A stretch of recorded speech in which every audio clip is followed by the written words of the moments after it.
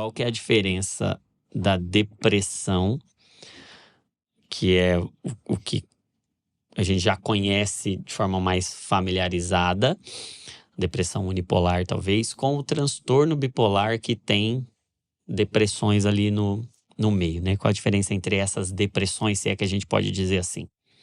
Bom, vamos lá. Depressão é uma das doenças, não só na psiquiatria, mas na medicina inteira, que tem uma maior consistência histórica, pastor. Fazer até uma chamada oral aqui. Você tem ideia quando foi a primeira descrição clínica mesmo da depressão? Em algum manual? Foi no Corpus Hipocrático, né, quase 4.000 anos. O primeiro manual de medicina da medicina ocidental, que é aquele compilado grego, já tinha melancolia, que era a depressão, né? E a depressão é isso que assim, todo mundo conhece pelo menos de ouvir falar, apesar que falta um pouco de conhecimento, né? Muita gente confunde depressão com tristeza, sendo que tristeza é um sentimento normal da vida. Todo mundo fica triste vez ou outra, e a tristeza tem até uma função, que é para nos mover, né? Para, por exemplo, se algo que nós fizemos nos entristeceu ou entristeceu alguém, para a gente se corrigir, para a gente não fazer mais aquilo.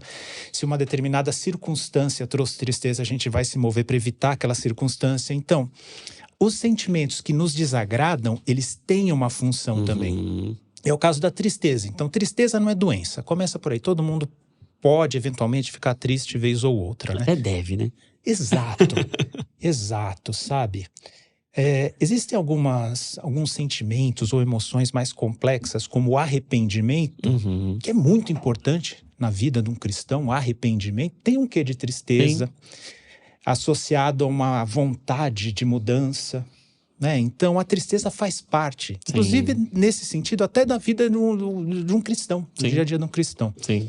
Depressão é um pouco diferente, ou diria muito mais do que isso. Depressão, ela tem sintomas que a gente chama afetivos. Então, tem a tristeza, talvez seja o mais conhecido. Mas pode ter também ansiedade, irritabilidade. Ansiedade é muito comum na depressão. Em torno de 40% a 50% das depressões cursam com ansiedade também. Tem gente que tem uma sensação de vazio. Fala, é estranho, é como se eu não sentisse nada. Tem gente que fala assim, eu não tô triste, mas eu não vejo mais graça nas coisas. Isso é até mais característico da depressão que a própria tristeza, né? Então tem uma série de sentimentos, angústia, série de sentimentos. Mas tem também sintomas físicos. Tem os sintomas neurovegetativos, que é da nossa regulação orgânica. Por exemplo, alterações do sono, alterações do apetite. Pode ter falta de energia, cansaço, aumenta a percepção de dores. Então é um monte de sintoma físico. E tem também sintomas cognitivos. Tanto quanto ao conteúdo do nosso pensamento, quanto à forma que a gente pensa.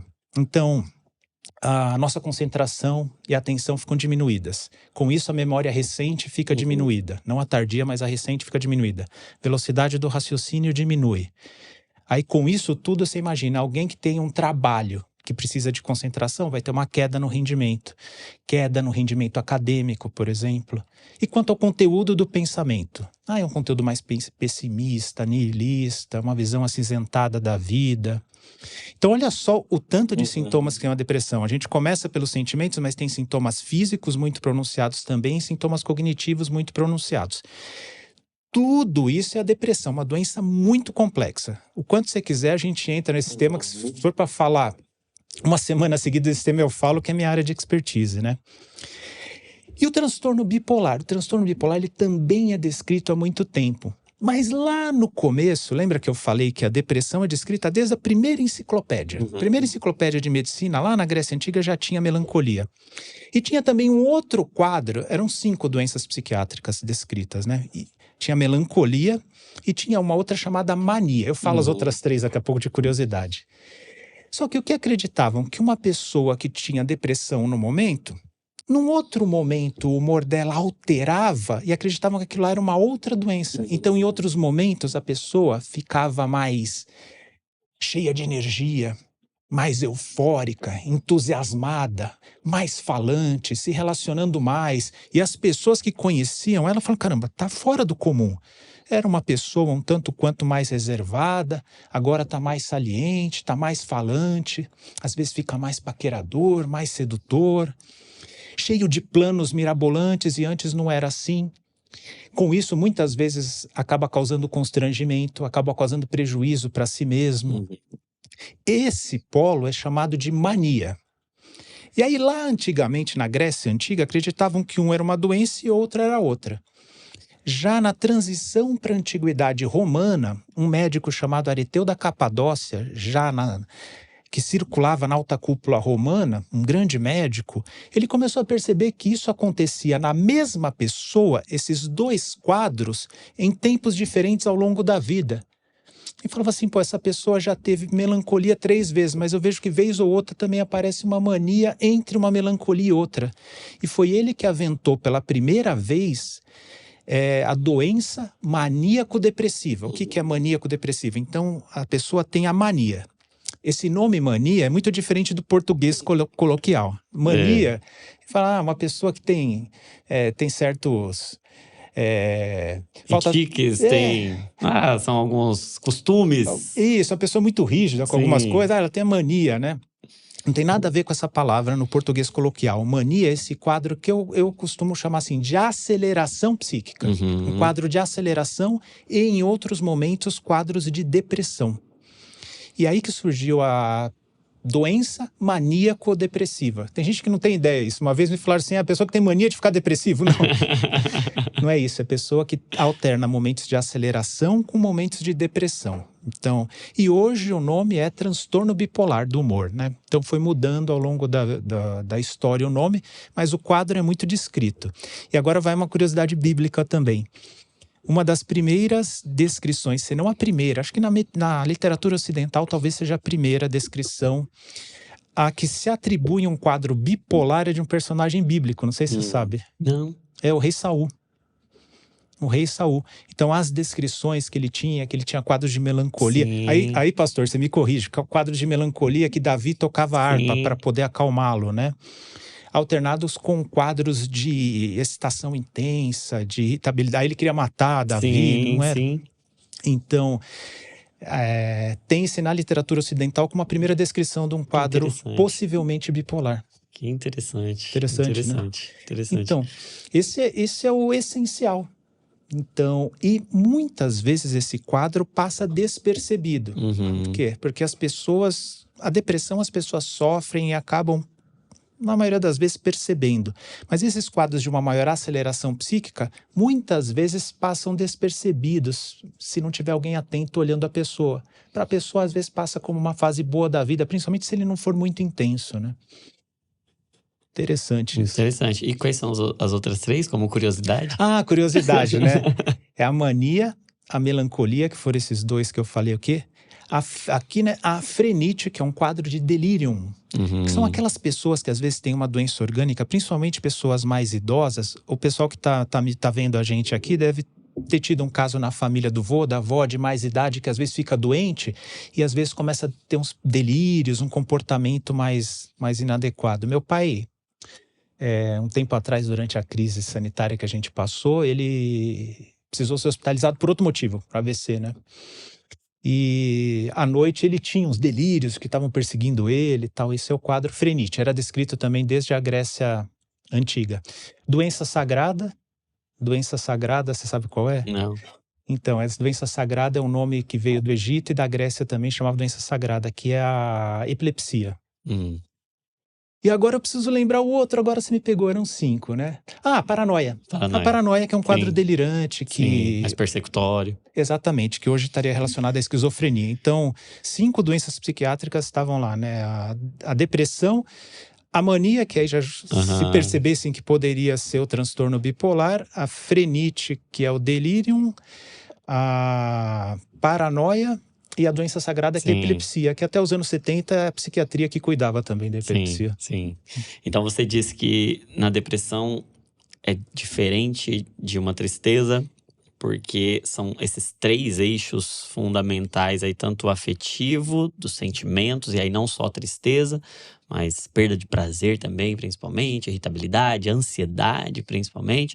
Esse polo mais físico, das alterações biológicas propriamente dita no corpo, alteração do sono, apetite, dores, enfim.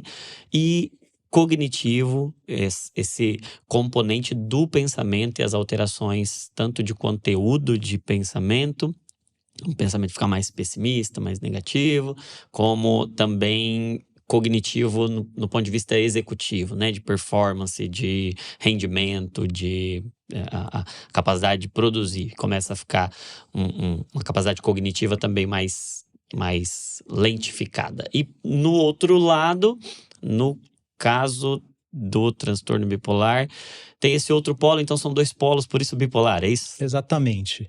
E aí, na mania, é tudo o contrário. Tudo que puxa para baixo, por isso depressão, né? Que puxa para baixo, é um afundamento. No transtorno bipolar, o polo de lá é tudo acelerado. É tudo acelerado. Então, se aqui, por exemplo, a pessoa está triste, pessimista, lá ela está eufórica, otimista. Se aqui o pensamento é lento, lá o pensamento é acelerado. Se aqui a pessoa está pessimista, aqui ela está com excesso de otimismo, com planos mirabolantes. Sim. E aí, numa hora dessa, deve ter gente pensando, pô, então deve ser bom viver assim, né? Não. E tem vários motivos para isso. Primeiro, né? Não é um quadro sustentável. Segundo, invariavelmente, isso aí foge totalmente do controle. Sabe, Jonas, tem casos chamados de hipomania. Uma vez um amigo meu engenheiro falou, Fernando, devia chamar semimania porque dá para me entender melhor, né? Tem quadros em que a pessoa acelera menos. Então ela fica um pouco mais ativa, um pouco mais comunicativa, um pouco mais otimista e passa despercebido para muita gente, a não ser para quem é íntimo da pessoa. Só que nos quadros de mania, isso aí é muito grave, foge do controle, gera constrangimento, gera perdas, prejuízo. Muitas vezes chegam até quadros em que a pessoa foge um pouco da realidade, que a gente chama de quadros psicóticos. E um padrão que existe também, muito conhecido desde sempre, é o padrão assim... eutimia, mania, depressão. Então, a pessoa está bem, entra na mania, acelera, logo em seguida cai numa depressão, e normalmente são depressões de muito difícil tratamento. Então, existem muitos preconceitos a respeito do transtorno bipolar dependendo da pessoa. Há pessoas que falam assim, transtorno bipolar não existe, tá? Isso é coisa de pessoa destemperada, isso é coisa de pessoa desequilibrada, e não é assim. É uma doença descrita literalmente há milênios, bem descrita há milênios, e tal qual hoje. Muda-se muito o conhecimento, mas o cerne é o mesmo. Então, ela tem uma validade histórica enorme. Então, esse é o primeiro ponto. Segundo ponto, deve ser legal, né? Passar esses períodos animados, né? Não, invariavelmente aquilo lá foge do controle, gera muito prejuízo, constrangimento, e os quadros depressivos que vêm em seguida costumam ser gravíssimos e de difícil tratamento. É uma doença extremamente incapacitante. Tem gente que acha que é mera alteração do humor, uma pessoa um pouco mais destemperada, mas não é assim. Entre as doenças da medicina, essa aqui é legal. Tem médico que eu já sei que não é o seu caso, mas tem médico que não dá muito valor para as doenças psiquiátricas, não dá muita bola para isso, de tentar entender. Sendo que das 10 doenças mais incapacitantes do mundo, de toda a medicina, 5 são psiquiátricas. Tanto em homem quanto em mulher. A depressão é a primeira disparado, que mais faz as pessoas viverem com incapacidade. Também em homens e mulheres tem a depressão e a esquizofrenia. O transtorno bipolar e a esquizofrenia. Transtorno bipolar incapacita tanto quanto a esquizofrenia. Você vê? E as pessoas às vezes não se dão conta. Então é uma doença muito séria e incapacitante. Precisa tratar. Sim. Em termos de prevalência estatística, para a gente ter uma ideia do tamanho do impacto disso na sociedade, hoje transtorno bipolar está em torno de quantos % da população? Então, transtorno bipolar, ela pega tanto homens quanto mulheres em igual proporção e vai de... Aí depende do sistema classificatório que a gente usa. Se pegar nas formas clássicas, em geral, 1 a 1,5%. Nas formas clássicas. Existem propostas de classificação porque transtorno bipolar, assim como depressão, o que eu vou falar vale para as duas. Na verdade, assim, é um diagnóstico que abre uma porta para uma infinidade de quadros clínicos e possibilidades. Se a gente pegar só a depressão, que entre aspas é mais simples de entender. Poxa, tem a depressão melancólica, tem a depressão atípica, tem a depressão ansiosa, tem a depressão periparto, tem a depressão crônica, tem a depressão recorrente, tem a depressão leve, moderada, grave, tem a depressão mais resistente ao tratamento, outra menos. Então, é uma infinidade de quadros. E se a gente pegar o transtorno bipolar, é mais ainda. Então, por exemplo, tudo que acontece na depressão… Sim. Mas tudo que acontece na depressão pode acontecer no transtorno bipolar. Mais os quadros maníacos, Sim. que podem ser leves também, como eu falei, aquele quadro de hipomania. E esses aí passam muitas vezes sem ter o diagnóstico. O diagnóstico fica muito mais difícil de ser feito, leva muito tempo para chegar no diagnóstico. Sem dúvida. Esses quadros levam, eu já falo quanto leva de tempo em média para se chegar no diagnóstico. Então vai desde uma pessoa que faz uma breve aceleração que passa despercebida, até uma pessoa que vai parar no pronto-socorro em agitação e precisa ser internado, medicado, né, mediante uma internação. Pessoas que entram em quadro psicótico, né? Então, são doenças bastante heterogêneas. Existem muitos tipos de doença. E no transtorno bipolar, sobretudo essas formas mais leves, elas demoram muito para ser diagnosticadas, né?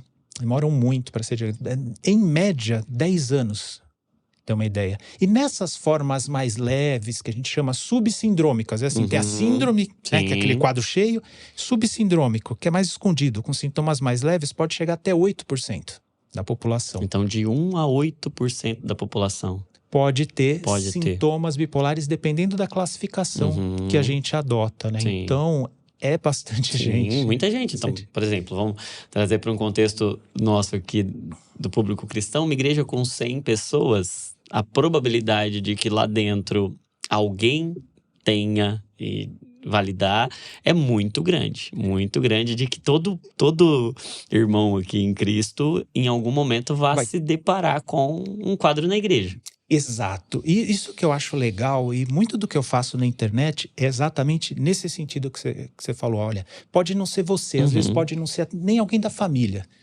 mas nos meios que você convive com as pessoas que você gosta, que você ama, que você tem apreço, que você quer bem, você vai encontrar esses quadros. Então é legal você ter um pouco de conhecimento e um pouco de sensibilidade. Na igreja eu tenho certeza que os bons membros da igreja, a sensibilidade não falta, mas às vezes falta um pouco de conhecimento para reconhecer. E vamos pegar essa igreja de 100 aí? Então tá, 1 a 8 pode ter algum transtorno bipolar, né? Se a gente pegar as formas mais clássicas, uma pessoa em média vai ter. Mas se a gente for pegar outras formas mais leves, até 8. Depressão, 18. Ao longo da vida, 18% das pessoas vão ter. Uma pessoa que passa a vida inteira na igreja, 18% das pessoas vão ter. Então, 18 irmãos vão ter. Se a gente pegar num período de 1 ano, de 5 a 6 vão ter depressão. Então, se a gente pegar o ano de 2024, se a gente for ver lá, 5 irmãos vão ter depressão. Se a gente pegar transtornos ansiosos, vai para mais de 20%. Então, é legal a gente ter essa atenção. E a igreja, eu acho um bom lugar para a gente disseminar esse tipo de informação. Por quê? Porque é um dos poucos lugares na nossa sociedade que tem um senso de corpo espontâneo, né? Porque assim… Você está numa empresa, tem um senso de corpo, mas é uma questão profissional, né? Para fazer a empresa andar. E quando muito, né? Quando uma empresa consegue fazer algum tipo de uma cooperação que vai além das obrigações formais, né? Agora, uma boa igreja, por definição, poxa, é um corpo e um corpo cuida das suas partes. Então… Se os irmãos tiverem essa visão de olhar com esse… Que, assim, repito, acho que o sentimento não falta. Mas, às vezes, de ter um conhecimento e perceber, poxa, aqui pode ter algum problema. E dar uma orientação, dar um apoio recomendado de uma maneira um pouquinho mais qualificada ajuda, né? Sim. E, numa boa parte das vezes, talvez quem primeiro vai ouvir, quem primeiro vai perceber, ou quem primeiro vai ser procurado, não vai ser o psiquiatra, né? Não vai ser o médico. Os primeiros a ouvirem aquelas demandas vão ser os irmãos da igreja, né? Eu creio que sim. Tem estatísticas que mostram isso, Jonatas, que assim, das pessoas que estão em risco e precisam de ajuda, é o topo da pirâmide que vai encontrar um profissional de saúde. Muito Quanto menos mais um psiquiatra. Um psiquiatra, um profissional de saúde mental. Então, e onde que é natural que as pessoas busquem ajuda? Pô, nos meios comunitários onde a pessoa tem um senso de pertencimento. Que é na igreja, né? Então, se vier uma boa… Imagina, se vier desde já ali, né? No primeira busca de ajuda, um direcionamento bacana, isso pode mudar a vida das pessoas. Exatamente. Né? Quantos anos de sofrimento a gente poderia poupar e quantos prejuízos que a gente pode impedir, minimizar, se a igreja está preparada não só com a compaixão, com o sentimento, mas também com o conhecimento, né? Com informações como essa que você está trazendo para a gente, que agora todos os irmãos podem ficar, poxa vida, sensíveis, mas não apenas sensíveis a isso, capacitados também para acolher e para direcionar, para fazer chegar onde tem que chegar, no cuidado, todo o cuidado e toda a graça disponível para aquele irmão, né? Eu acho que é por aí mesmo. Sim. E grande parte do que eu faço na internet é para isso. Porque as pessoas... E eu acho que falta, e é uma das nossas bandeiras aqui, trazer essa consciência para os líderes cristãos, né? Nós aqui no Desascope temos não só um propósito no nosso coração de cuidar das lideranças, de capacitar líderes cristãos para o bom exercício do seu ministério, para a boa obra. E isso talvez nas faculdades de teologia, nos seminários, nos ambientes eclesiásticos, nos ambientes de igreja, talvez não tenha sido até hoje um foco de atenção tão forte como pode ser, né? A igreja pode ser um lugar mais terapêutico do que já é, se tiver esse tipo de treinamento, de conhecimento, de ensino, né? Eu acho que sim.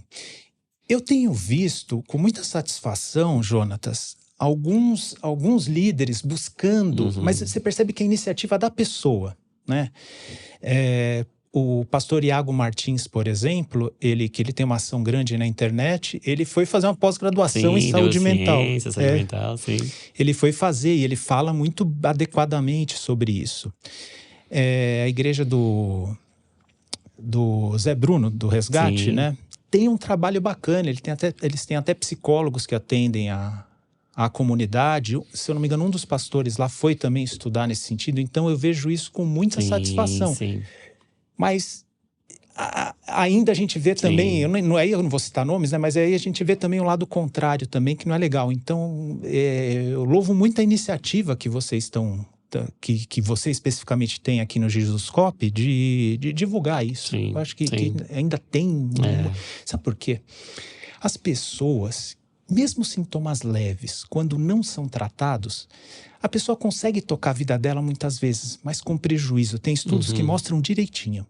Sintomas depressivos subsindrômicos, essa palavra aí pro pessoal, né, já a segunda vez que eu falo, é assim, gente, ó, a pessoa, sintoma é aqui para ter depressão, a pessoa tá aqui. Então ela não tem depressão mesmo, mas tem sintomas. Essas pessoas que carregam sintomas leves, despercebidos, acabam ao longo das décadas tendo menor escolaridade, menor renda e são mais solteiros. Ou seja, esse último tem gente que acha que é vantagem, né? Mas coitado. Não é não, gente. Então, tem menor escolaridade, menor desempenho nos estudos, menor renda, menor desempenho no trabalho e menor desempenho em manter os relacionamentos. Então, e essa pessoa, às vezes, passou essas décadas... E estava do nosso lado lá e a gente não percebeu, né? Exatamente. E a importância de nós, como igreja, estarmos conscientes disso, atentos, sensíveis. E eu acho que até fica aí a recomendação para você que é pastor, que é líder, para você que é um irmão da igreja, acompanha lá o Dr. Fernando Fernandes, tem muito conteúdo lá no canal do YouTube, tá lá no YouTube já há 10 anos produzindo conteúdo, né? E é uma ferramenta que eu consumo muito, que eu tenho certeza que vai abençoar muito todo mundo, né? E uma pergunta que por vezes bate a porta, sobretudo do cristão, né? Da onde vem? Porque aí fica na cabeça do cristão, aquela batalha. Poxa vida, o que eu fiz? Até onde eu tenho algum tipo de responsabilidade sobre esse transtorno? E aí, puxando depressão e transtorno bipolar também, de onde vem? Quais são as causas? A origem dos transtornos de forma mais... múltipla e diversa. Isso, muito legal. Isso aí tem bastante coisa para a gente conversar, Jonatas.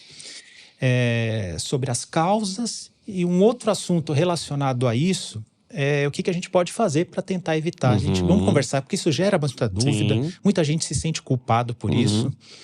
E eu já vi histórias escabrosas de pessoas que carregam culpa de uma maneira totalmente inadequada, totalmente desnecessária. E algumas que a gente atribui a fatores espirituais de forma desorientada e acaba causando mais prejuízo, mais culpa, mais sofrimento para quem já está sofrendo. Né? Exato, exato. Isso aí, falando do meio cristão, mas acredito que outros meios religiosos também, né? Mas o meio cristão em particular, isso aí vamos dizer assim, isso aí é uma cerejinha do bolo a mais da culpa. A pessoa acha que está em algum débito espiritual para estar passando por aquilo, né?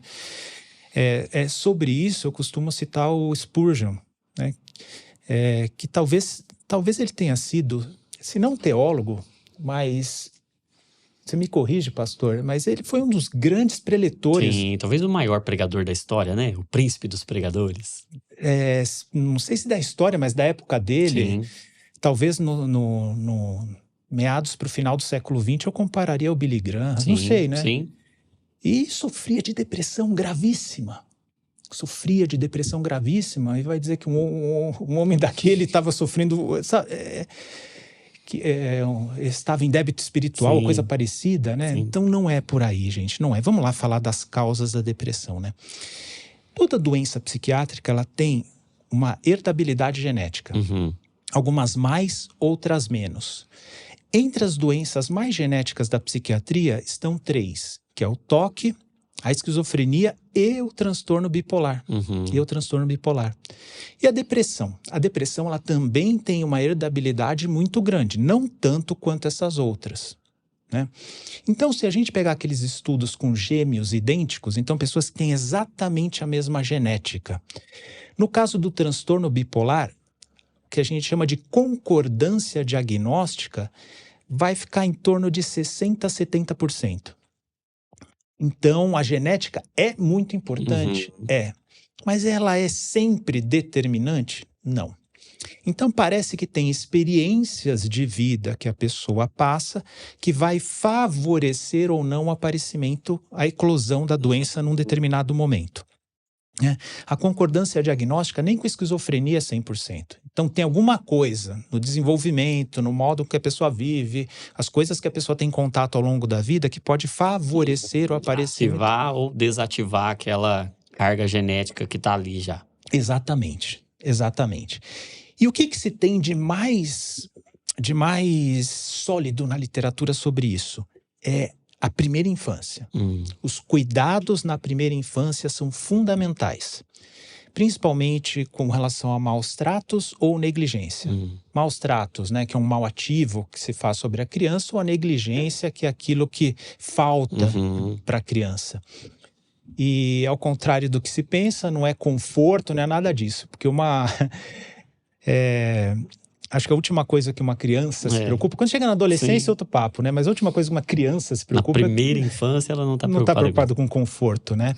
É principalmente aquele cuidado afetivo, aquele que... Teve um autor, eu tenho até o livro dele, que ele chamou de apego seguro. Então, uma criança crescer num ambiente que ela se sente reafirmada, segura para expor as suas dúvidas, segura para se desenvolver, para errar. Parece que isso aí é o principal, a primeira infância, né? Então, só nisso, vamos voltar para a questão que você colocou, né? Tem a parte genética, que é muito grande. Aí tem a parte de cuidados na primeira infância. Que, desculpa, você não tem culpa nenhuma de como você foi tratado na primeira infância, né? Nem da sua genética, nem da sua primeira infância. Nem da sua primeira infância, você não tem nada, né?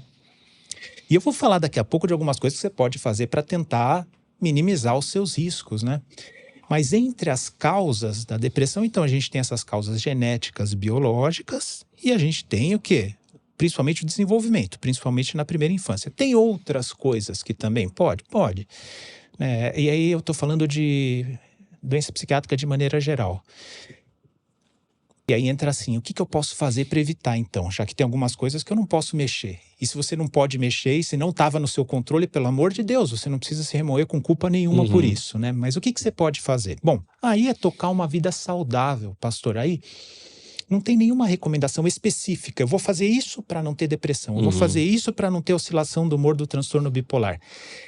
O que eu vou falar aqui, qualquer pessoa que vai me ouvir vai falar, Fernando, mas isso aí é para a saúde geral, é coisa de bom senso. Sim, é para a saúde geral e também para a saúde mental, porque a divisão é apenas didática entre saúde geral e mental, né? É apenas didática. Então, por exemplo, evitar contato com substâncias. Eu diria que assim, até o final da adolescência, início da vida adulta, e depois você também não perde nada causando substâncias psicoativas aí, né? Respeitar o ciclo sono-vigília. Respeitar o ciclo sono-vigília. Os transtornos do humor, tem até uma linha de pesquisa que fala que são transtornos dos ritmos. Então, prezar bastante pelo sono, respeitar o ciclo sono-vigília. Na sua rotina saudável, será que tem espaço aí para uma atividade física? Né?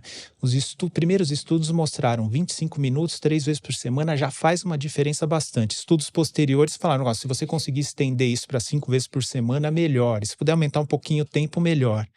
Então, a atividade física é fundamental. Está até nas diretrizes de tratamento dos transtornos de humor, manter uma atividade física. Há casos leves de depressão, no qual a atividade física e mudanças da rotina podem ser resolutivas também. Uma coisa que eu costumo colocar bastante, pastor, e não tem uma palestra que eu dou que eu não desvio o assunto para falar disso, que é assim, quanto tempo na sua rotina você tem para dedicar para os seus relacionamentos mais próximos, mais íntimos, né? Tem um estudo de Boston que ele mostra uma coisa bastante interessante, estudo que acompanhou pessoas na cidade de Boston, diferentes níveis socioeconômicos culturais, desde a década de 30 até hoje. Alguém pode falar, Fernando, estão vivo ainda? Não, mas foi acompanhando os descendentes, né? E até os pesquisadores responsáveis foram mudando ao longo do tempo, acompanhando essas pessoas e os descendentes. E é um estudo sobre felicidade. O que traz mais satisfação com a vida? Começaram a ver, por exemplo, nível sociocultural, 0, tem a ver com satisfação com a vida, né? O que não significa de forma alguma um desestímulo para as pessoas estudarem. Tem que estudar sim, isso faz bem para a saúde cognitiva. Não estou falando disso, estou falando de satisfação com a vida. O que é mais importante? Saúde física? Lógico que é importante, não é mais importante. Ele é psiquiatra, ele vai puxar então para a sardinha para o lado dele, né? Então, o mais importante para a satisfação com a vida é saúde mental? Não é. O mais importante para ter uma vida satisfatória é a qualidade dos vínculos que a gente forma ao longo da vida. Verificaram isso, independente. Mas e dinheiro? Cara, salvo os limites de uma carência, tem muito pouco a ver com satisfação com a vida, por incrível que pareça. A qualidade dos vínculos que a gente forma ao longo da vida. Então, na sua rotina, qual que é a estratégia, tempo e energia que você coloca para nutrir os bons vínculos? Começar pelo núcleo familiar, mas também os amigos mais queridos, sua comunidade ali. Isso é muito importante. Eu coloco isso aí como parte de uma rotina saudável que vai trazer saúde mental, inclusive. Tem um palestrante que chama Estratégia para o Amor, né? Que estratégia você tem? Bom, o amor é uma coisa, né? E o cuidado, o carinho com os nossos amigos e parentes. É legal que seja uma coisa espontânea, em grande parte é espontâneo mesmo, mas se a gente tiver uma estratégia para isso, talvez seja bacana. Por exemplo, uma estratégia para isso que você pode adotar na sua casa, horário da janta, todo mundo junto na mesa e sem celular, vamos conversar sobre o dia, para manter a coesão familiar, porque houve época que as famílias almoçavam e jantavam juntas, houve época que jantavam juntas, hoje em dia nem isso, né? Então, será que está na tua rotina uma estratégia para você nutrir os vínculos? E eu estou falando aqui não é uma coisa com mínimo de romance, gente, não é uma coisa romantizada, não. Estudos mostram isso, quem tem melhores vínculos vai melhor na vida, tem maior satisfação com a vida, né? Então, eu coloquei aqui algumas coisas, olha só, uma rotina, bom sono, respeito ao ciclo sono-vigília, cuidado com contato com substâncias. Aliás, a gente nunca sabe, eu já falo disso em seguida, quando a gente pode ter problema com substâncias, né? Estratégia para coesão familiar e nutrir os bons vínculos. Atividade física. Eu falei que estudo não tem a ver com satisfação com a vida, mas tem a ver com saúde cognitiva. Eu coloco assim um tempo para o estudo também eu acho importante. No caso, se for um cristão, pode ser um estudo da palavra de Deus, pode ser um estudo de uma língua, pode ser um estudo de um instrumento, pode ser um estudo para você se qualificar melhor para o trabalho, porque nada é mais estressante no trabalho que não se sentir qualificado para o trabalho. Isso desgasta muito, né? Então, pode ser isso também. Fernando, mas você está falando coisas para a vida. Sim. Um equilíbrio de uma rotina saudável vai ser o que vai te melhorar as chances de não vir a ter algum transtorno psiquiátrico. Fernando, mas ainda assim pode acontecer? Pode. Mas se você estiver mantendo uma rotina dessa, você vai conseguir encarar isso com muito mais firmeza, né? E superar isso com mais facilidade. Sim. E feito o diagnóstico, então Já conversamos aí que nada pode nos imunizar, no sentido de que, ó, mesmo Não. fazendo tudo certinho, pode acontecer. Nenhum cristão está imune, nenhum ser humano está imune a nenhum tipo de condição de sofrimento. E não foi isso que Jesus nos prometeu, né? Ele não prometeu imunidade contra nenhum sofrimento, né? Eu até escrevi no livro Divinamente, vou te dar um ali daqui a pouco. Jesus nunca prometeu imunidade contra o sofrimento, mas sim contra a solidão, né? Ele disse: eu vou estar com vocês, né? Eu vou estar presente, ainda que tudo falte, eu estarei ali, né? Mas nunca contra o sofrimento. Então, podemos ter feito o diagnóstico, a gente vai lidar com um mundaréu de dúvidas ali, de questões, de dores, culpas, sentimentos que vêm junto com os sentimentos até da doença. Feito o diagnóstico, qual é o caminho, quanto tempo de tratamento, qual é o tratamento, pensando tanto na depressão quanto no transtorno bipolar, porque o cristão, e aí nosso público tem muito aquela ideia romantizada da cura, de um toque divino ali, e fui no culto, fiz uma oração, e aí estou curado, e a gente talvez tenha uma visão até contrária a um processo terapêutico, né? A gente, às vezes, acha que é menos glorioso e traz menos glória para Deus uma cura que não seja instantânea ali no momento de culto, né? Como que seria o tratamento dessas condições? Pois é, né, pastor? O sol brilha sobre justos e injustos. Então, o crente pode ter doença como qualquer outra pessoa. E esse tipo de ideia, eu acho muito nociva, porque faz as pessoas sofrerem muito desnecessariamente, né? E para alguns soa como falta de fé um negócio desse. Não pode ser assim. Depressão é uma doença como qualquer outra. Depressão é uma doença como qualquer outra. Tem marcadores biológicos que acontecem na depressão, estão descritos desde a década de 80, de 70. Por exemplo, uma pessoa em depressão, se a gente for medir no sangue periférico, a gente tira um pouco de sangue aqui, a gente vai ver, tem mediadores inflamatórios. Então, tem coisas no sangue da pessoa que mostram que está no estado inflamatório. Se a gente colocar os eletrodos aqui no cérebro quando a pessoa dorme, vai estar alterado também. Assim, uma série de parâmetros. Por exemplo, se a gente for medir o cortisol dessa pessoa, que é o hormônio do estresse, vai estar aumentado também ao longo do dia. Então, tem uma série de marcadores biológicos. E tem vezes, sabe, pastor, que parece que o tempo passa e a gente regride na forma de enxergar o mundo, enxergar a natureza, né? Lá na Grécia Antiga, eles tinham uma teoria dos humores, né, que são algumas secreções do corpo que tinham que estar em equilíbrio para a pessoa ter saúde. E eles falavam que na depressão a bile negra estaria aumentada em relação aos outros humores, né? Aí você fala assim, Fernando, mas isso tem alguma coisa a ver? Não, tem nada a ver, né? Lógico, isso aí hoje... Era uma teoria. É uma teoria que ficou no tempo, né? Há muito tempo, né? Não se acredita nisso. Mas numa coisa eles estavam mais certos que muita gente hoje. Eles já sabiam que a depressão tinha uma causa orgânica. Que tinham alterações orgânicas que acompanhavam a depressão. Depressão não é uma doença espiritual, não é uma doença da alma, não é uma doença nem tampouco do cérebro, é uma doença do corpo todo, né? Então, o tratamento precisa ser dessa forma também.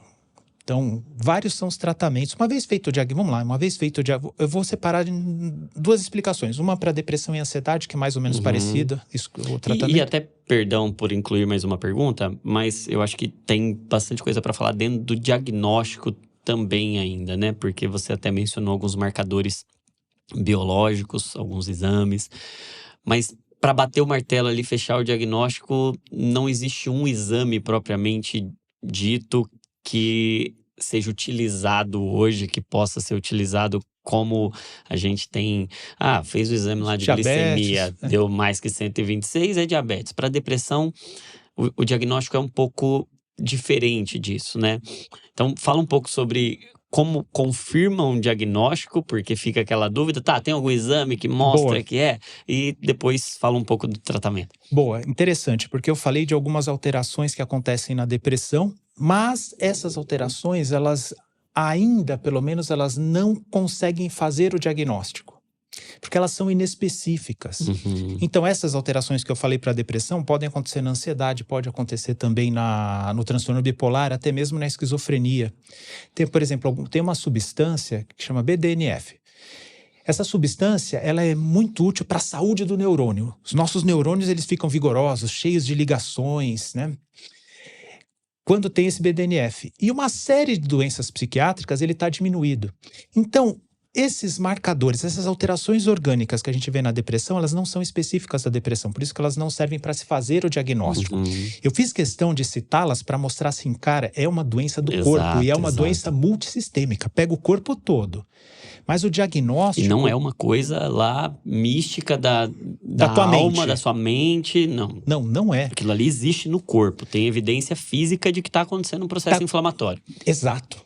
Tem evidência física que está acontecendo um processo inflamatório, tem evidência física que teu cérebro está funcionando diferente, quando a gente vê o eletroencefalo lá no sono, tem evidência física que o hormônio do estresse, o cortisol, está aumentado. De fato, uma pessoa em depressão sente mais dor, isso aí é uma coisa pontual, é uma coisa que dá para medir, a pessoa percebe que está sentindo mais dor. Então, uma série de alterações orgânicas estão acontecendo. Agora, como se faz o diagnóstico? O diagnóstico é clínico. Então, precisa ir num médico, né? O médico vai lá, vai ver os sintomas da depressão e é um quadro que aparece bastante florido, como eu falei. Então, não vai ser só tristeza, vai ter sintoma cognitivo, vai afetar também as funções neurovegetativas da pessoa, o sono, o apetite. O comportamento dessa pessoa vai estar alterada. E aí o médico, entrevistando a pessoa, algumas vezes com a ajuda de mais um familiar, uma pessoa que conhece, né, íntimo, que convive, pode trazer mais informações, aí é feito o diagnóstico. Muita gente pergunta, quando que eu tenho que buscar o diagnóstico? Olha, duas regrinhas muito simples. Então, guarda essas duas regrinhas. A regrinha é assim, olha, tá te causando prejuízo no dia a dia? Ponto. Já tem que ir atrás para ver o que está acontecendo. Ou, não, eu estou conseguindo tocar a vida, mas eu estou sofrendo. Eu estou percebendo que eu estou sofrendo.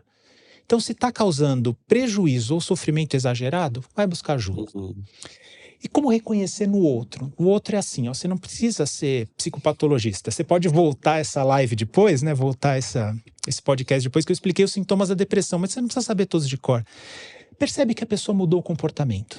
Mudou o comportamento. A pessoa era mais ativa, está menos, era mais produtiva, está menos, falava mais, está menos, começa a faltar nas coisas sociais que antes ela gostava. Vai lá ver o que está acontecendo. Na melhor das hipóteses, sei lá, a pessoa está passando um problema e você pode até prestar um apoio moral ou uma ajuda concreta.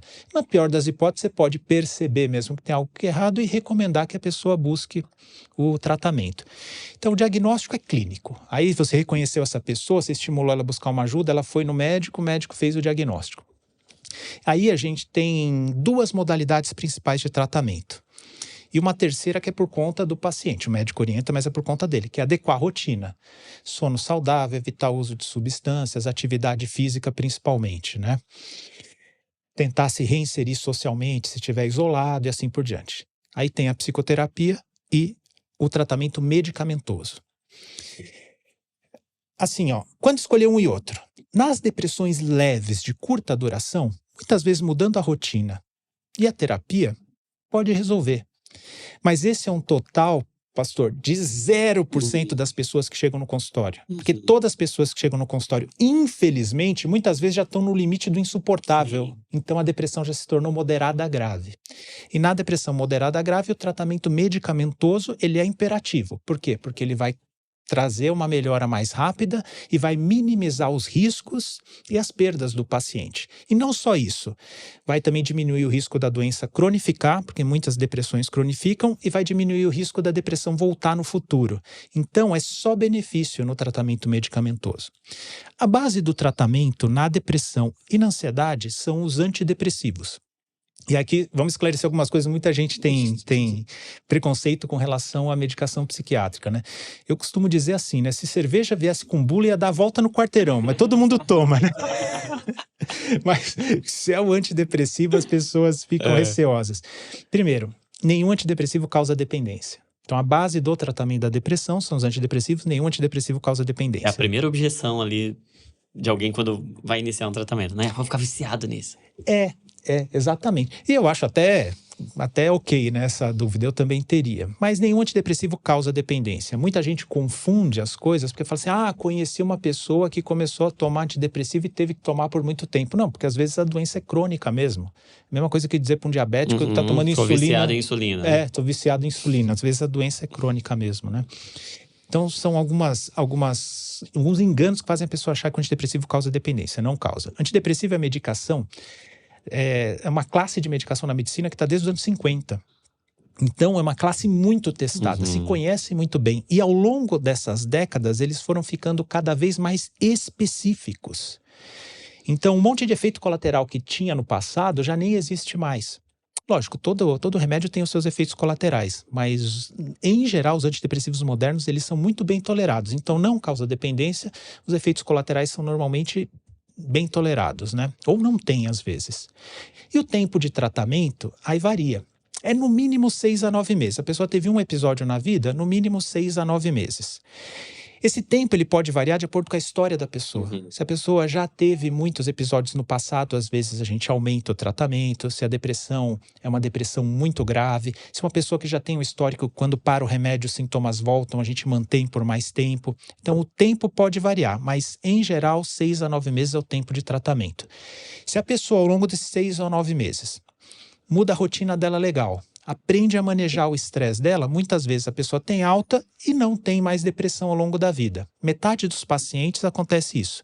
E na outra metade pode acontecer de ter novos episódios na vida, mas o que vai diminuir a chance é fazer o tratamento adequado até o final. Como é o tratamento para tuberculose, por exemplo.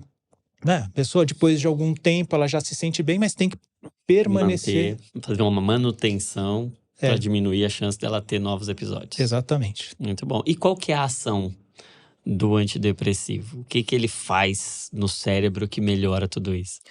Isso aí é bastante interessante, a história que levou essa teoria. Foi assim, nos anos 50, estavam testando a primeira medicação psicotrópica que foi descoberta foi o antipsicótico. Um antipsicótico chamado clorpromazina. Perceberam lá que dava para aquelas pessoas que tinham delírios, elas melhoravam. E aí começaram a fazer mudanças nessa molécula para descobrir novos antipsicóticos. E aí descobriram uma molécula que, assim, eles não melhoraram da psicose, mas melhoravam da depressão. Caramba, essa molécula aí tem um efeito antidepressivo. Ao mesmo tempo, estavam testando uma medicação, por coincidência, para tuberculose também, e as pessoas com tuberculose que estavam com depressão melhoraram.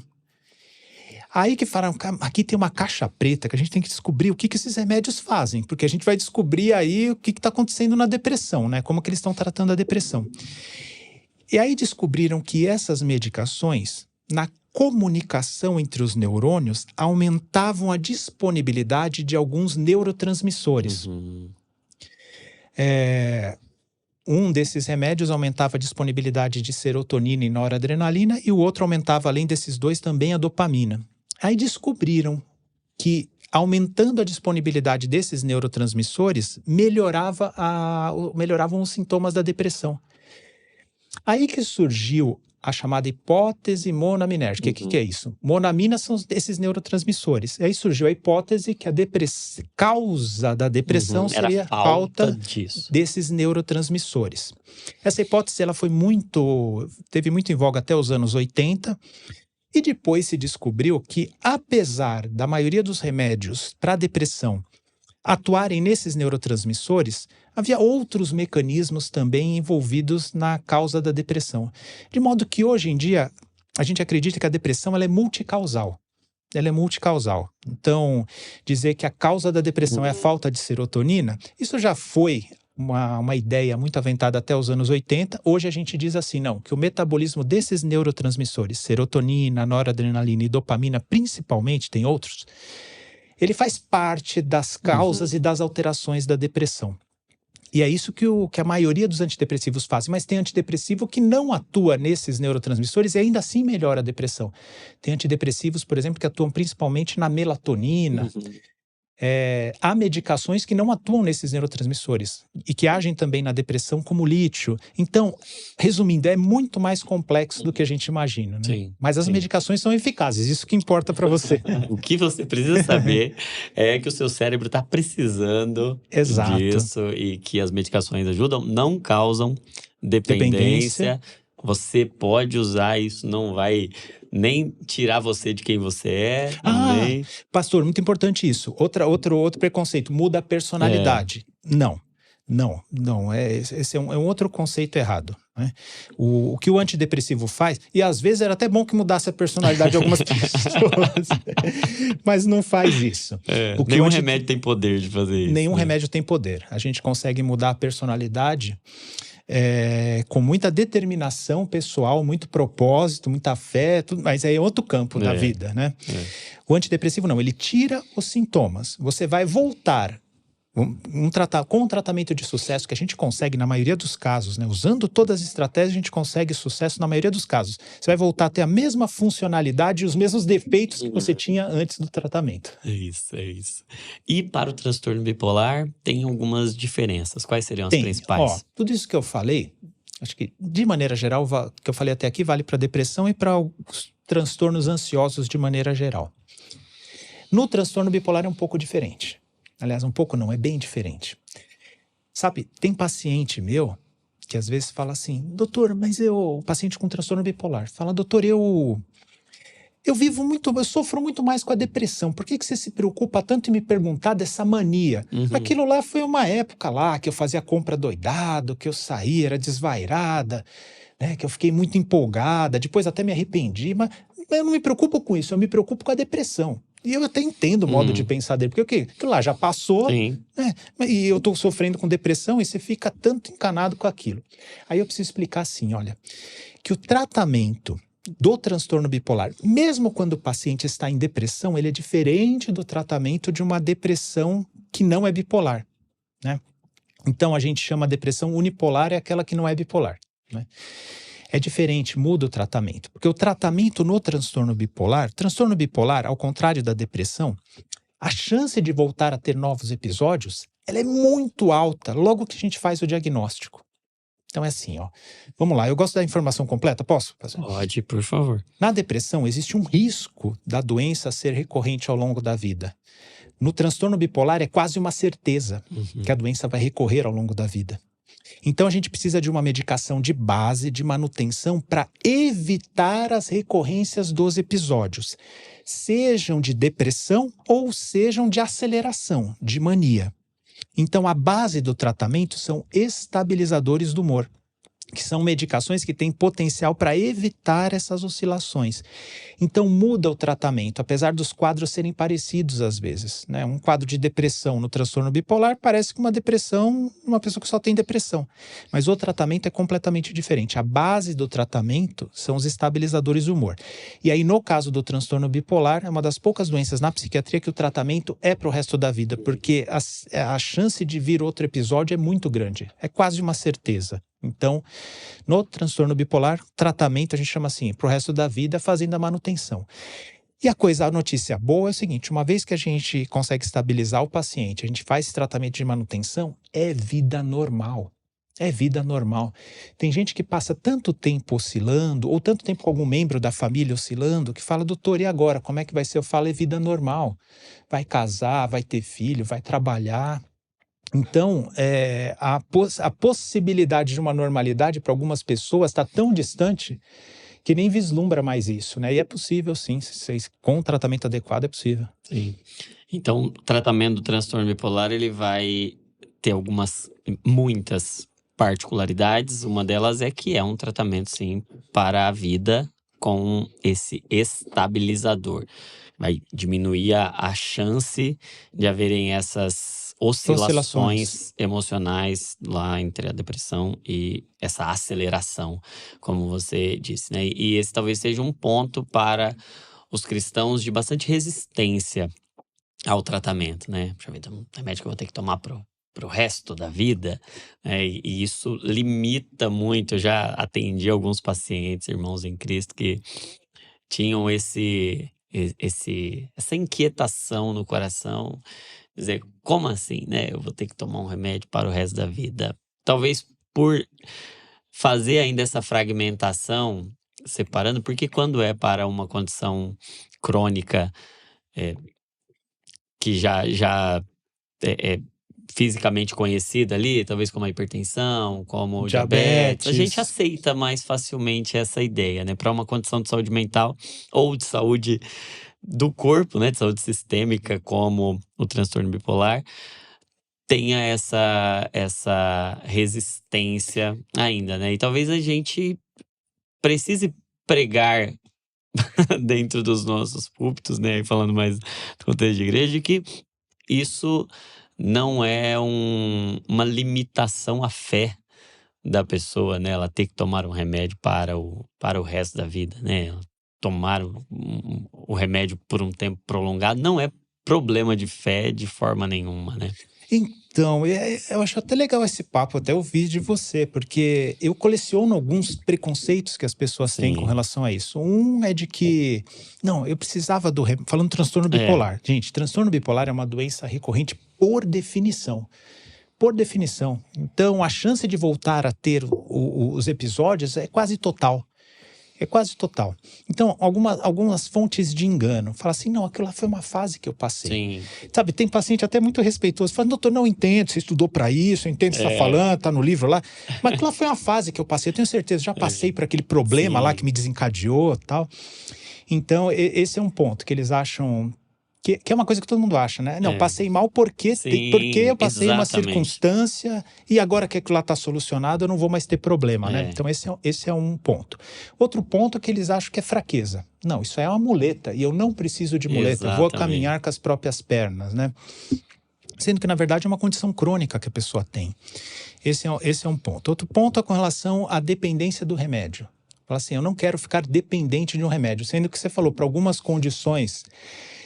E é curioso, né? Porque diabetes foi uma coisa, do ponto de vista histórico, o transtorno bipolar é descrito muito antes muito mais antigo que o diabetes, ou a própria hipertensão, né? Mas para hipertensão, para diabetes, a pessoa não vê problema, mas para estabilizar o humor, às vezes a pessoa vê problema. E aí eu queria até ouvir de você, que você falou uma outra que eu vou entrar para a coleção, em específico para o público cristão, infelizmente. Fala, não, isso é falta de fé. Se eu tiver fé, equilíbrio, uma vida espiritual bacana, eu não vou mais ter oscilação. Também está errado isso. E eu percebo muito que tanto os sintomas depressivos quanto até os episódios de aceleração psíquica, eles podem trazer conotações religiosas, espirituais. Por exemplo, eu já tive pacientes que estavam em aceleração psíquica e tinham visões, revelações, entre aspas, né? Um contato com as coisas espirituais, delírios religiosos até, faziam... parecia que estavam muito bem espiritualmente, uma espiritualidade exacerbada até, uma sensibilidade muito grande. E para convencer uma pessoa que parece que está tendo uma experiência espiritual maior, um avivamento, algo muito grande do ponto de vista espiritual, de que aquilo é um transtorno, de que aquilo é um problema de saúde. E, do outro lado, depois que sai de um quadro depressivo ou de um quadro ainda de aceleração, mas com efeitos negativos, não, aquilo era uma batalha espiritual, aquilo era uma prova, e encontrar uma resposta no campo só do espiritual ali, do místico, e por causa disso não dar sequência no tratamento, não prosseguir, colocando como sendo uma circunstância espiritual. Foi um momento espiritual que eu vivi, por isso eu não preciso fazer o tratamento mais prolongado. Você tem experiência com isso? Isso aí é muito comum. Muda o contexto, mas o formato do problema mesmo. Você falou muita coisa interessante aí. Bom, primeiro, quando a pessoa entra... E aí você já está falando de uma pessoa que saiu da realidade, já não está mais subordinada à realidade objetiva, né? Então, está vivendo uma ideia delirante, às vezes tendo até algum tipo de alucinação. A pessoa vai fazer a psicose dentro do que ela é, do contexto que ela vive. Então, por exemplo, uma pessoa que de fato é uma pessoa muito dedicada à vida espiritual, muitas vezes vai ser nesse contexto que as ideias vão aparecer. Eu lembro, por exemplo, vamos pegar um negócio totalmente oposto. Eu lembro quando eu trabalhava lá no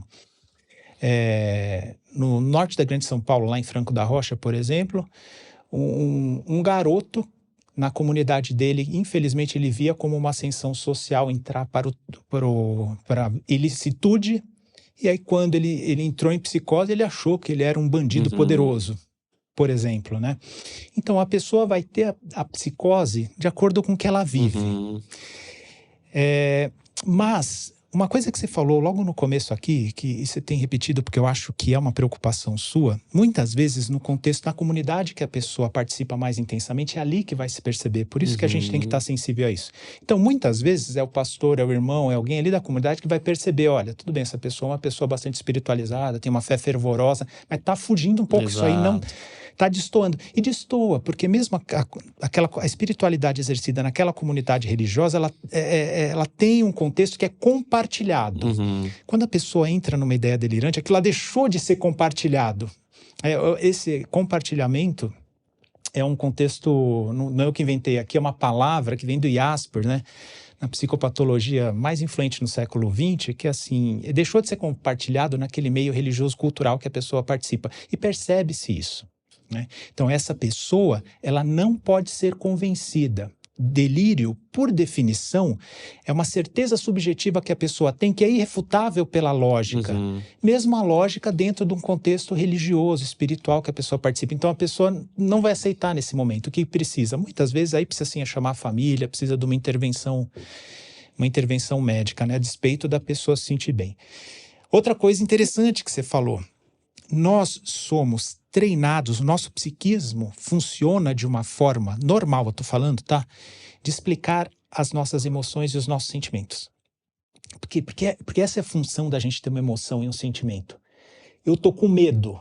Esse medo precisa ser explicado. Por quê? Porque se eu estou com medo, tem alguma ameaça, eu preciso me livrar dessa ameaça. Esse medo tem que ser explicado. Se eu estou com raiva, essa raiva precisa ser explicada. Se eu estou irritado, essa irritabilidade precisa ser explicada. O problema é que muita gente fica explicando ou justificando o sintoma por muito tempo, às vezes pela vida toda, né? Que nem uma jovem que eu atendi, falei, pô, mas você tá irritada? Ela falou, não tô irritada, é só minha mãe não falar comigo que tá tudo bem. Falei, não. Então, a gente tem essa tendência natural de sempre justificar o que a gente sente, o que a gente passa. Sempre justificar o que está no nosso mundo afetivo, a gente quer justificar de alguma forma. E grande parte do trabalho dos terapeutas, inclusive, Jonatas, é esse. Falar, tudo bem, você está se sentindo muito ultrajado, mas vamos tentar olhar a realidade, vamos tentar ver se a realidade corresponde a esse sentimento. Eu vou dar um exemplo bem banal, mas que todo mundo vai entender. Imagina que tem um pitbull sem coleira correndo na tua direção. Você vê aquele cachorro, você vai ser tomado por um pavor. E para todo sentimento tem um pensamento dando suporte. Mesmo que você não perceba, automático. Fala assim, vai me atacar, tô ferrado, vai me atacar. No instante seguinte, você reobserva e reanalisa a realidade. Pô, aquele pitbull do meu vizinho que gosta de brincar comigo, por isso que ele está correndo atrás de mim. Você mudou o pensamento, você reavaliou a realidade, mudou o pensamento, e imediatamente a emoção vai mudar. Ela não vai embora de uma hora para outra, você vai continuar com a perna bamba por algum tempo. Mas muda, logo é substituído por um sentimento de ternura porque você vai brincar com o cachorro. Então, esse é o exercício legal quando a gente está muito emocionado. Então, se a gente pegar um caso como o que você falou, mas que não está tão grave, não está delirando, ainda está dentro da realidade, aí você pode conversar com essa pessoa e tentar trazer, vamos olhar um pouquinho mais a realidade, ainda que seja a realidade no contexto espiritual que se vive, né? E aí você pode tentar flexibilizar um pouco esse pensamento da pessoa. Mas isso quando, vamos dizer, está dentro do controle ainda. Quando fugiu da realidade, aí precisa de uma intervenção médica mesmo, né? Aí não tem jeito. E intervenções médicas quando não tem esse... Já fugiu da realidade, já perdeu o contato com a realidade objetiva. Qual o caminho, quando a pessoa não quer, ela não aceita, ela não se reconhece, e aí a igreja tá lá e percebe, mas não tem um suporte familiar, por vezes tão forte, tão próximo, que consiga, e a pessoa não se reconhece, não percebe, não tem crítica, não tem esse insight para a doença. Que caminhos você pensa que a gente pode, como igreja, aí pensando já num contexto mais de igreja, como a igreja pode se portar nesses casos? E aí você fez a pergunta do milhão. Acho que não tem uma palestra, uma live que eu faça que não surja essa pergunta por parte de algum parente, alguma... Poxa, eu conheço uma pessoa que não está bem, mas não quer tratamento, o que fazer, né? Se a pessoa ainda está dentro da realidade, aí o que precisa? Vai lá, presta um apoio. Em primeiro lugar, não chega querendo dar ordem para as pessoas, porque em geral não funciona assim. Em primeiro lugar, você está vendo uma pessoa que está passando por um problema, que precisa de um apoio, primeira coisa, preste esse apoio. Vai lá, ouve a pessoa, vê o que está acontecendo. Às vezes não é nada de doença, às vezes é uma fase ruim da vida e você prestou um apoio, prestou uma solidariedade. Só de ouvir a pessoa já ajuda bastante e às vezes você pode prestar uma ajuda concreta. Então vai lá e ouve a pessoa. Não, mas aí você percebeu, poxa, pelo que ela está falando, acho que ela precisa de uma ajuda médica ou psicológica, seria bastante interessante para ela. Toca nesse assunto se ela der abertura, mas primeiro ouve a pessoa, entende o problema, entende o sofrimento com ela, demonstra empatia por ela. E demonstrar empatia não é ter dó, demonstrar empatia é assim, é compreender o estado emocional dela e isso ter uma repercussão emocional em você que você devolve para ela. Isso é uma coisa meio quase sobrenatural que o ser humano tem. Né? E um percebe. Você percebe quando o cara só tá te ouvindo as ondas sonoras, só tá entrando onda sonora no ouvido e quando tá dando repercussão nele, né? Isso é uma coisa que a gente percebe. Então, mostra isso. Depois disso, se houver abertura, você recomenda que a pessoa busque o tratamento. Se a pessoa não quiser buscar, você pode fornecer informação para ela. E sempre tocar nesse assunto nos momentos de afetuosidade, nunca nos momentos de briga, de animosidade. Aí você fala assim, pô, Fernando, você tá falando uma coisa muito lógica, né? Alguém faz o contrário? Quase Muito. todo mundo. Porque nessa hora, por exemplo... Você tem que se tratar. Exato. Na hora de briga, tá vendo? Eu falo que você tem que se tratar, olha como você tá falando aí, sabe? Aí que a pessoa fica com mais raiva ainda e cria mais resistência, né? Isso para uma pessoa... Interessante. E assim, sabe, é uma coisa que me... dá aquela pontinha de angústia que eu carrego comigo, porque isso é muito comum. E aí o que acontece? A pessoa está acumulando perdas, a família está acumulando sofrimento, muitas vezes riscos que a pessoa se coloca e não busca o tratamento, mas não tem outro caminho, a não ser o quê? Ouvir, prestar apoio, criar um vínculo empático. Isso vai ser bom do ponto de vista humano e vai ser bom até para que depois a pessoa esteja mais aberta a seguir uma recomendação de buscar um tratamento. Não quer no primeiro momento? Esteja para ouvir. A pessoa não quer falar? Esteja do lado. Num velório, a gente vai para o quê? Para isso, para estar do lado ali. Às vezes a pessoa não quer falar, quase sempre, né? Muito bem, fornece informação, esteja pronto para ajudar. Agora, quando a pessoa fugiu da realidade, pastor, aí infelizmente não tem muita coisa a ser feita. Tem que acionar a família, mas aí você já me colocou numa saia justa, porque não tem a família para ser acionada. Aí, em último caso, se a pessoa estiver realmente pondo em risco a si mesmo ou outras pessoas, aí tem que ser acionado um serviço de emergência para ajudar essa pessoa e protegê-la, né? E a pessoa se pôr em risco não necessariamente, às vezes, é um risco físico. Às vezes é um risco moral, que acontece. A pessoa tem um constrangimento, né? Então, nesse caso, às vezes é preciso tomar uma atitude que para mim é muito natural, porque eu sou médico e trabalho com isso, mas é uma atitude que às vezes é corajosa para as outras pessoas, né? Porque você vai estar interferindo vamos dizer assim, vai estar interferindo na liberdade de alguém decidir sobre os próprios rumos, mas é alguém que está fora do discernimento, chegou num ponto em que coloca em risco a si mesmo ou a outros, do ponto de vista físico ou moral, aí uma atitude como essa é importante. E talvez, do ponto de vista moral, e aí a gente falando do transtorno bipolar e falando do transtorno depressivo, os prejuízos morais que, quando o quadro está muito fora de controle, podem gerar, são muito significativos, né? E nós, como igreja, temos que ter essa sensibilidade, que a gente pode ajudar alguém, a gente pode proteger a vida de alguém quando ele está nesse momento de vulnerabilidade, né? Sim. E é muito triste, muitas pessoas passam uma verdadeira ressaca moral depois, porque depois da aceleração vem a depressão. Mas às vezes, mesmo depois que passa a depressão, aí vem a vergonha. Vem a vergonha. E muitas vezes prejuízos enormes. Eu já vi gente que, por exemplo, separação ocorrer nesse contexto. Eu já vi, por exemplo, atos libidinosos que a pessoa não faria numa circunstância normal, mas estava sem discernimento e fez. Consumo de substâncias, situações de risco, dirigir irresponsavelmente. Então, a gente tem que pensar assim, às vezes a gente tem que estar numa balança assim, os riscos e prejuízos que a pessoa pode ter, que podem ser muito grandes, e uma suposta liberdade, porque a pessoa que está doente dessa forma... Ela não está sendo livre. Exato. Ela está escravizada pela doença, né? Exato. Então, nesse prato não está liberdade, está uma suposta liberdade de decisão, né? Sim. Exatamente. E como é importante a gente ter essa sensibilidade, né? E fala um pouco do livro Como Lidar com o Transtorno Afetivo Bipolar que você escreveu, porque eu acho que essa talvez... Eu tenho encorajado muito as pessoas, eu tenho me dedicado a essa causa de colocar... aquilo que Deus tem comunicado ao meu coração, que nós, como Igreja de Jesus, nós somos responsáveis, nós somos a revelação de Cristo a esse mundo, né? E Cristo se importou com quem sofria. Cristo sempre, quando ele encontrou o leproso, por exemplo, que era discriminado, que era marginalizado, que era excluído, isolado, ele fez questão de tocar até antes de curar, né? Ele se envolveu com as dores do seu tempo, com as demandas do seu tempo, com os problemas do seu tempo.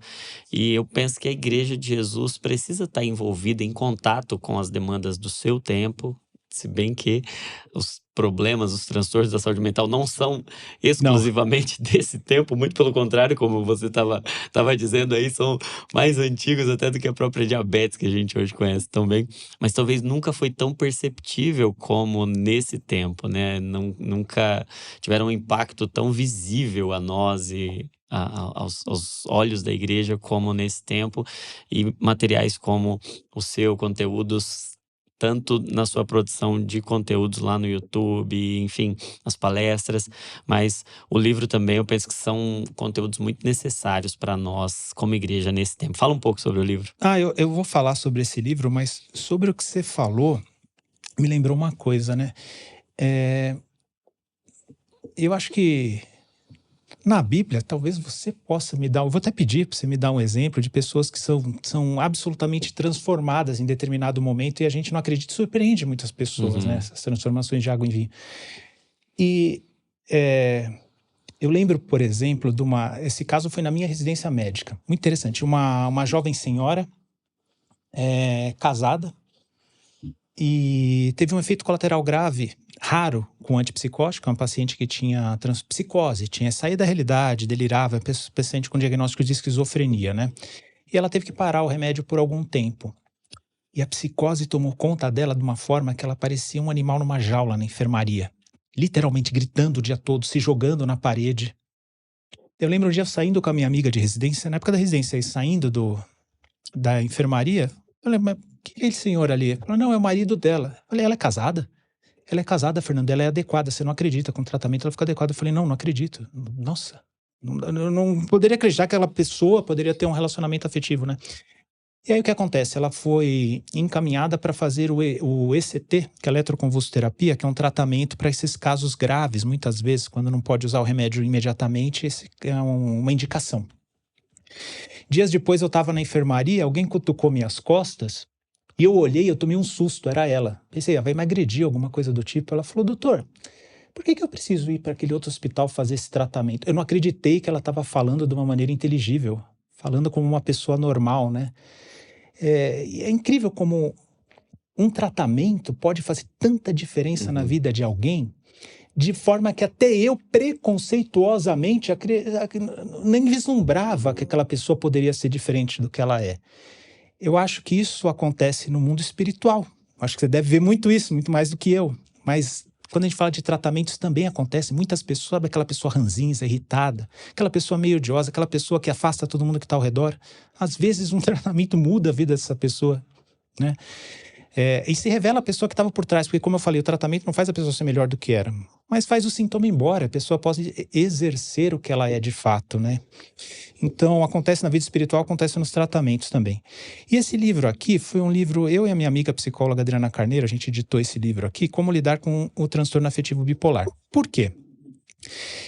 Muitas famílias procuram informação e acabam encontra. Eu acho que quase tudo que está nesse livro, por exemplo, tem no meu canal, em vídeos separados. Mas o que a gente fez aqui? Organizar toda a boa informação. Por isso que o nome é Como Lidar com o Transtorno Afetivo Bipolar. A gente condensou e organizou toda a informação necessária. E é um guia tanto para pacientes, familiares, quanto para profissionais. Sim. Que muitos profissionais, eles acabam na formação deles, não veem isso de forma específica. E quando se depara com um paciente complexo como esse, aí é legal ter essa informação aí. Então, aí fala do tratamento psicoterápico, tratamento medicamentoso, como a família pode ajudar, sobre estilo de vida, rotina, de A a Z. Sim. Do que a gente precisa... Quando a gente está falando de é para paciente, é para familiar, a gente está falando é para a igreja também, né? Porque a igreja é esse lugar de família, de corpo, né? Então, exato. Como é importante a gente ter acesso a conteúdos como esse. Às vezes eu não tenho um parente próximo ali de sangue, mas eu vou ter com certeza no meu contexto de igreja, como a gente estava falando ali, né? De 1 a 8%, muito provavelmente eu vou precisar desse livro aqui em algum momento do meu discipulado, da minha caminhada com Jesus, da minha caminhada de fé, eu vou precisar dessa ferramenta aqui, né? E da próxima vez que a gente se encontrar, eu trago um outro para você deixar na igreja, então.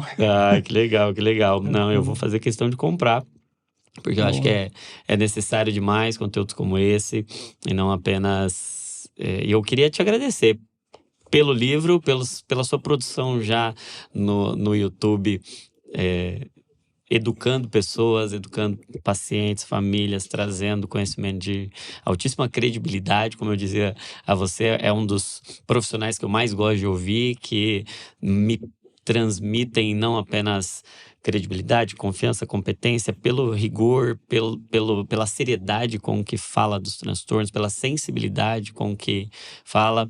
E ainda antes da gente ter marcado de ter esse tempo aqui, já consumo muito e me abençoa muito ver, porque não é só o saber, o conteúdo, essa sensibilidade, esse coração por trás também, que eu nem sabia que estava cheio de Jesus, mas já dava para perceber que tinha realmente algo de especial, um brilho diferente, um jeito diferente. E eu vejo lá pelos comentários, pelos feedbacks das pessoas que acompanham lá, como você tem feito diferença na vida delas, como faz na minha. Eu queria te agradecer mesmo, de verdade. Eu que agradeço pelo convite, por esse bate-papo agradável aqui, e fico feliz de ouvir isso de alguém que eu admiro também como comunicador, né? A internet proporciona essas coisas pra gente, né? Você consumiu meu conteúdo, eu consumi o seu, a gente se admirava e surgiu esse convite, então eu agradeço demais. Agradeço pelo feedback, porque é o que eu tento fazer, Jonas. Informação, assim, tecnicamente precisa. Eu acho que esse é um compromisso que a gente tem que ter, né? Às vezes, e talvez alguém aqui que esteja me ouvindo até... Às vezes eu vou falar algo mais fácil que o povo gosta de ouvir, eu tenho que falar o que tecnicamente é correto. Eu tenho sempre que escolher o que é correto, né? Eu tenho sempre que escolher. Então, o que eu tento no meu canal é passar informação tecnicamente correta, de qualidade, e de uma maneira que todo mundo possa entender. Tanto que é muito interessante, o meu canal tem muitos profissionais que acompanham e tem muita gente semi-alfabetizada que acompanha e entende. E eu vejo pelos comentários, pela ortografia dos comentários. E eu fico contente quando eu vejo, porque eu falei, essas pessoas... chegando em todos os estratos, em todas as camadas. A pessoa mais simples entende o que eu falo. E o profissional vê valor também e ajuda na vida do profissional. E uma coisa que às vezes aparece para mim, que eu fico muito satisfeito, que eu acho que esse não é o meu objetivo, mas eu fico muito feliz que aconteça dessa forma. Muita gente fala assim, você fala calmo, você transmite paz quando você fala. Falei, bom, isso não é uma coisa que eu coloco como objetivo, porque eu não sou ator, né? Acho que um ator consegue transmitir o que ele quer. É meio natural para mim, eu fico muito contente também quando isso acontece. Sim, eu vejo nisso um retrato do que é o evangelho ali, né? Ele alcança e ele faz sentido para de maior poder intelectual ali. Você fala, cara, como isso é profundo, o evangelho é tão profundo, tão elevado, mas ao mesmo tempo ele é compreensível a qualquer ser humano. A mensagem é muito simples, apesar de ser muito profunda. Eu acho que você comunica esse valor do evangelho, né? Coisas profundas, embasadas cientificamente, é um baita de um profissional com um currículo admirável, tá na maior universidade do país e uma das maiores do mundo, muito, muito técnico, muito competente, mas ao mesmo tempo que consegue transformar todo esse conhecimento em algo muito acessível, em algo muito simples para que todo mundo possa colocar em prática. Então eu queria te agradecer, não só em meu nome, da minha família, mas de todos os seus, todos aqueles que acompanham você. E obrigado por ter vindo, obrigado por ter abençoado nosso podcast aqui, tanta gente que vai ouvir. Eu espero que tenha sido a primeira de muitas outras vezes, porque assunto não vai faltar, né, pra gente conversar. Não. Se Deus quiser, haverá outras oportunidades. Agradeço demais o convite, agradeço a audiência aí. Quem quiser, nas minhas redes, é sempre Psiquiatra Fernando Fernandes. Você me acha fácil. E se deixar um recadinho que veio daqui do Jesus Cop, eu vou ficar contente. Que legal. Então, ó, vamos lá, vamos todo mundo lá pro YouTube, pro Instagram, comprar o livro do Dr. Fernando Fernandes. Até vou ver se, de repente, eu consigo pegar uma quantidade lá para eu conseguir também distribuir, colocar na nossa loja lá do Divinamente também, porque informação boa precisa ser compartilhada, precisa chegar no máximo de pessoas possível. Eu queria te agradecer de verdade, do fundo do meu coração. Sei que esse conteúdo abençoou você e, ó, você tem uma responsabilidade. Por quê? Você faz parte de alguma igreja, muito provavelmente, se não faz, ou já fez, ou vai fazer, e você tá dentro de um contexto onde pessoas vão precisar que você saiba disso. E isso é amor. Amor não é só o sentimento, amor é uma atitude que procede de um sentimento, de maturidade, de um entendimento, de uma consciência. Então, você pode adquirir mais conhecimento e esse conteúdo que a gente conversou aqui pode salvar muitas vidas, pode mudar muitos, muitos destinos. Então, faça isso por amor a Jesus. Compartilhe com o máximo de pessoas que você puder. Se você assistiu até aqui, faz favor, se assistiu até aqui, deixa um comentário, escreve assim, ó, eu quero Dr. Fernando de volta. Se você assistiu até aqui, coloca aí, porque eu tenho certeza que vai abençoar muito a nossa vida, vai deixar o pessoal ali também com gostinho de querer assistir. Quando você comenta mais, quando você interage, curte, compartilha, o YouTube mostra para mais pessoas também. Compartilha aí no grupo da igreja, no grupo da célula, no grupo do DNA, no grupo de jovens, de mulheres, no grupo da família, porque esse conteúdo pode salvar muitas pessoas, tá bom? Não se esqueça, toda emoção é um convite para oração. Saúde mental tem a ver com isso, é pensar o que Cristo pensa, sentir o que Cristo sente, porque você é uma cópia de Jesus. E eu espero você no próximo Divinamente Podcast.